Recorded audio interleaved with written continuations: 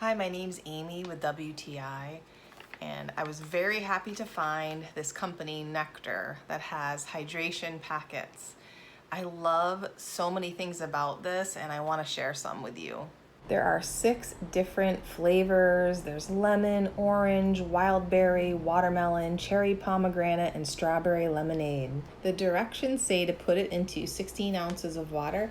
I like to put it right into a water bottle that's already been chilled in the refrigerator. So it's so easy. I picked wild berry here, and look how easy it is just to pour it right into the bottle, and you just screw the cap on the top, give it a little bit of a shake, and you're good to go. The flavor is so much better than plain water. So stay hydrated this summer and really all year round with these Nectar packets. I love so much that there's nothing artificial in this, there's no sugar. All it does is help you to feel more focused and give you a little boost of energy. We all need that. So I really think you should give these a try, but that's just my point of view.